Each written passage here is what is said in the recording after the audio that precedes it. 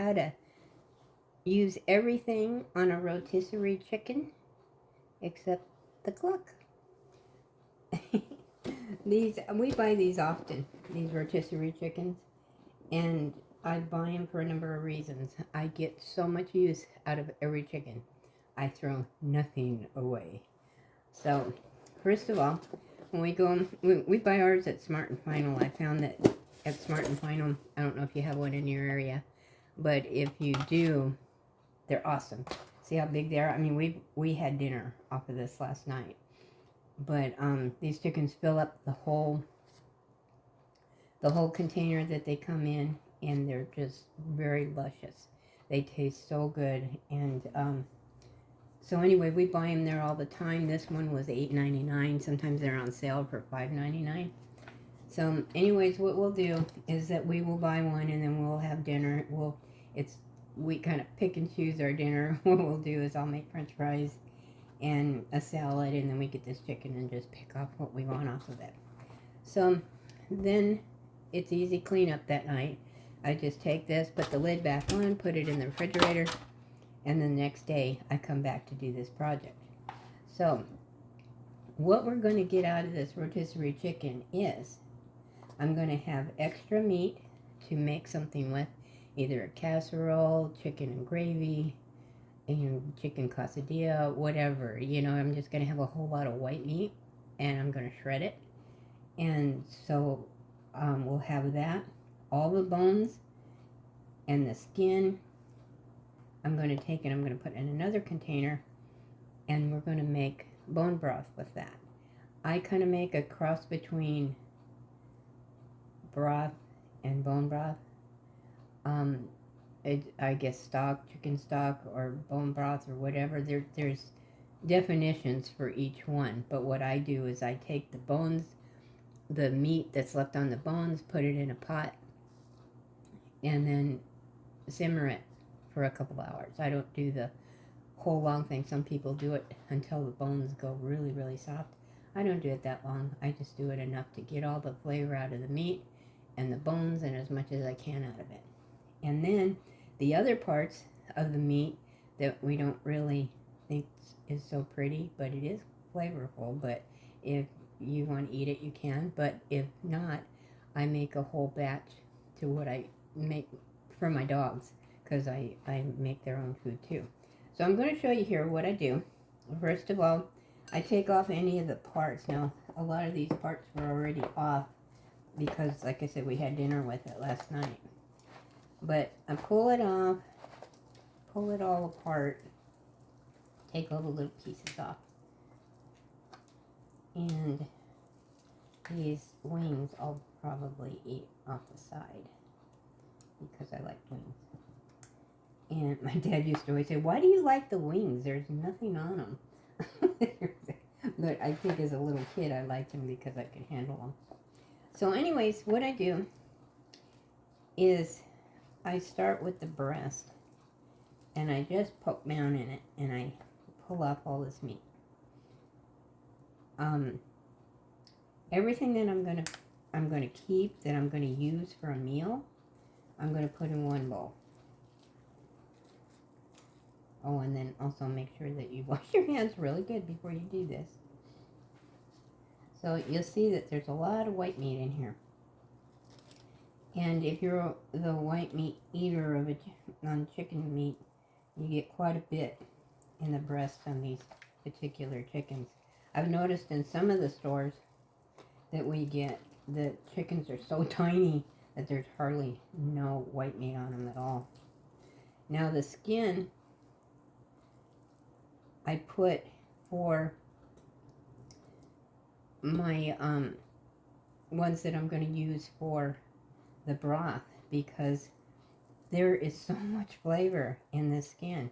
As you probably know, people who eat the skin know, because when this is where all the seasoning's been put on, and then of course it's baked in. So I throw that in with what I'm going to use for my bones, and then take all this white meat and pull it apart. And see, look at all this nice white meat we're getting in here. Now we're going to have this carcass on here, And see, there's really not a whole lot you really want off of it. There's a lot of pieces that are good white meat, and then a lot of weird pieces that don't have bones in them, but there's some pieces you just wouldn't want to eat. Not that it's bad, but it's just kind of gross looking. And if you want to keep things eye you don't want to use those pieces. Let's see, all the bones. Don't throw the bones away because we get a lot of calcium in those bones. A lot of vitamin here in there. You can see all these weird parts, a lot of the fatty parts and stuff we'll pull off. Okay, so see, there's really not a whole lot on this carcass part, so this whole thing just goes in here. And then here's the back or the bottom part. So I'm going to take that skin off, throw it in there. And then, see, this is really good meat. Really good meat. This is great in casseroles if you want to make pot pie. Of course, now I cook almost everything at home now. Very seldom do we go out to eat. And if we do, it's just more of a treat for me so that I don't have to cook that night. But it's gotten so expensive to go eat out. We don't do it anymore. You know, it's so unfair. You pay so much money, like probably 3 times or 4 times as much as what it would cost you to make it at home. And then the portions are so small, it's ridiculous, and I'm so disappointed every time I leave. So there's only like 3 or 4 places that we'll eat that still are decent. And then they're good food where they're not really full of bad stuff like MSG and all of that preservative stuff and everything. So we don't eat out much anymore, and I'm getting better and better at my cooking. So with that, I actually would rather eat at home because I know the food's going to be better. I know what's in it, and I know it's going to taste better. So see all these bones, and then I have all this really good meat, but I got to make my puppy dog some food too, so I got to quit taking it all. But I'll take all the meat, this dark meat. Now a lot of people are dark meat eaters, so you know, whatever it is that you want to keep on the chicken, you go right ahead.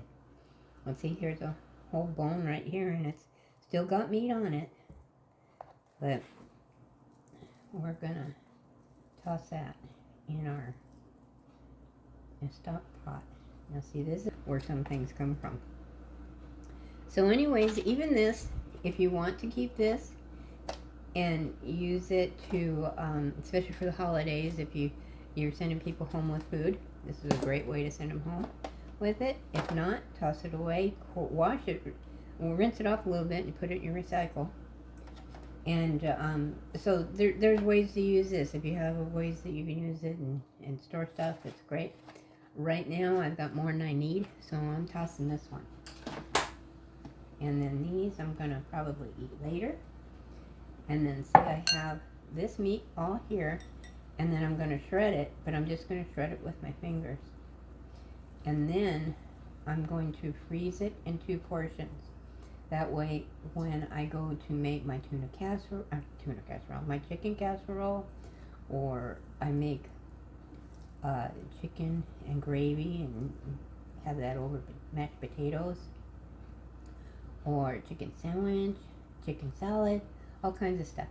So when you have this meat already, it's great. Now I was for a while there buying these little portion things from Costco, and they're really convenient, but then once I priced them out, doing this is way cheaper and it actually tastes better because there's things in that chicken to make it so it stays good, and it doesn't sometimes doesn't taste right. Not that it's bad not taste right, it just, I don't know, it doesn't taste like real chicken.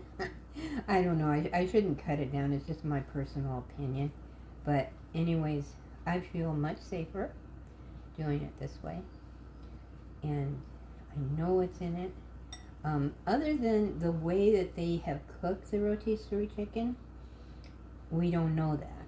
So I don't know what's in the spices and all that. But this just works out so well that I just do it anyway.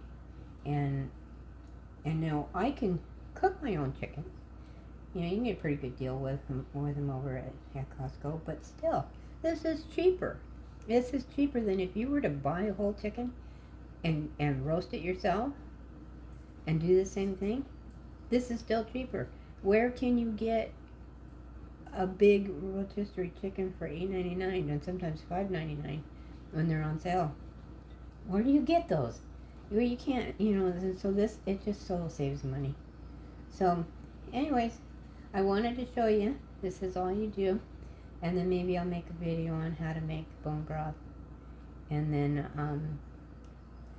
dog food too, you know, and then maybe later on I'll show you how to cook this up into something magical.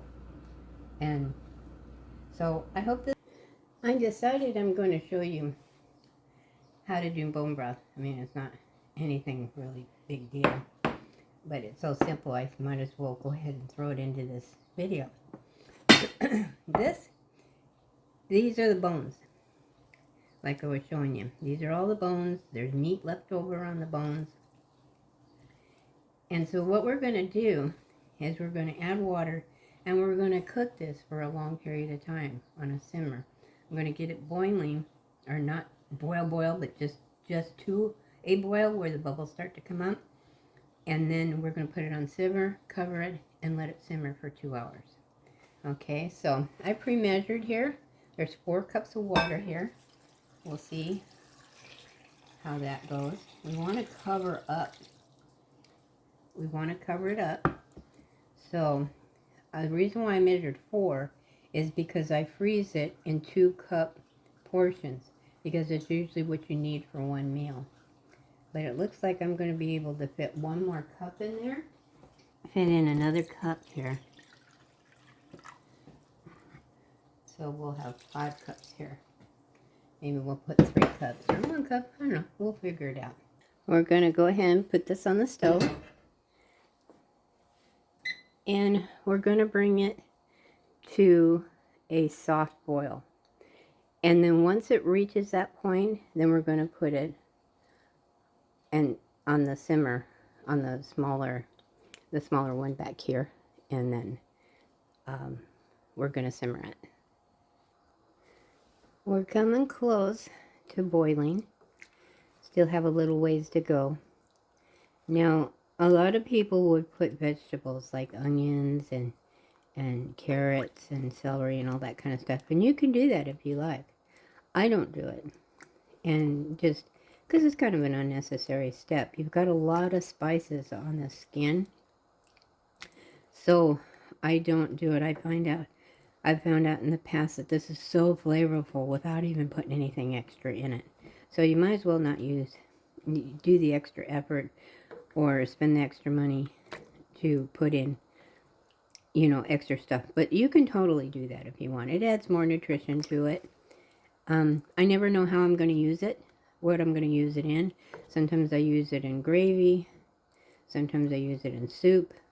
You know, so I just always have it available. And I try to at least once a week or once every 2 weeks to go in and get one of these chickens. Depends on how I am cooking that week or what I'm cooking, because I love to have the broth on hand. And what I do is I freeze it, and so I've always got packets of it. And this time, due to the holidays, I used up all my broth. So now I'm wanting to replenish it all. So we're going to let this go for a little bit longer till it starts to boil. Like I said before, I don't want it to boil really hard. I just want a little boil. And then we'll put it to simmer. Okay, our broth is almost going to start boiling here. I can feel it, and I can hear it popping at the bottom. How it goes ding, ding, ding. But I don't ever want it to boil. And one thing that I've found, that if you don't boil soup, it tastes so much better. Because you end up just boiling it to death and boiling all the flavors right out of it. So, also too, I want you to take note. Making this broth, look how rich and luscious that broth looks. When you buy this broth in a container at the grocery store, it's so watered down that it doesn't look like this. You can almost see through it. So I guess maybe that has a difference between whether something's bone broth or regular just juice, chicken juice or whatever. For some reason I can't remember the names of what they call them. But anyways, I started doing this and it just kills me to buy it, because this is like next to free and I just don't want to spend the extra money. I mean, of course I will if I have to, but I like knowing what's in it, and making it myself just gives me that extra boost of confidence. So anyways, I'm going to turn this off, and then I'm going to turn on the back burner back here, and I'm going to put it on a low simmer.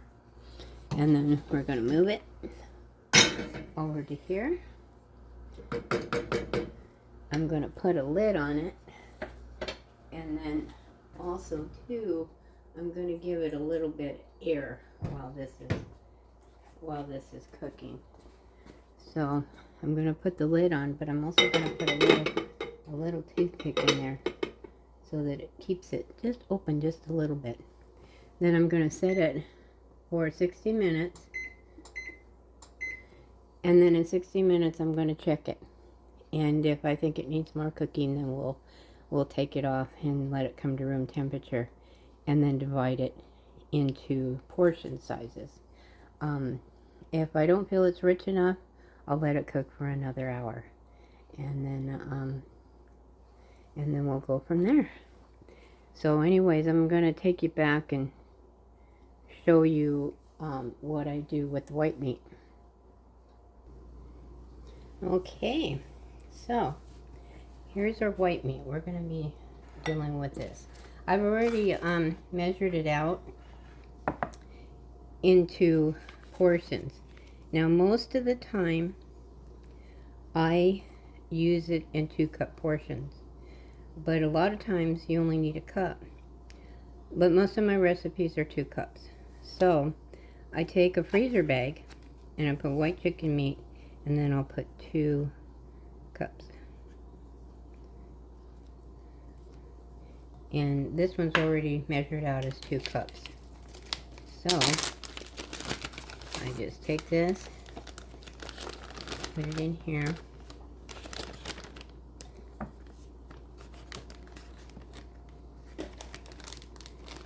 Do that. And then on this one, then I put 1 cup.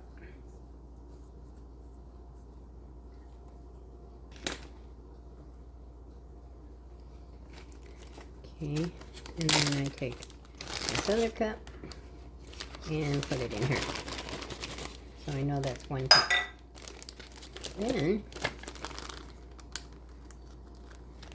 take this and spread it out so it's a little bit flat, and then I press all the air out. And then I go on and press it and seal it. And then press it up flat. And then I do the same thing with this. I only push it in a couple of spots. And then I press all the air out. Once all the air is out, then I go on here and then seal it all the rest of the way. Then I move around the meat till it's flat. Okay. And then I put these on top of each other. And sometimes I'll even put it on a tray, or I take a lid like this,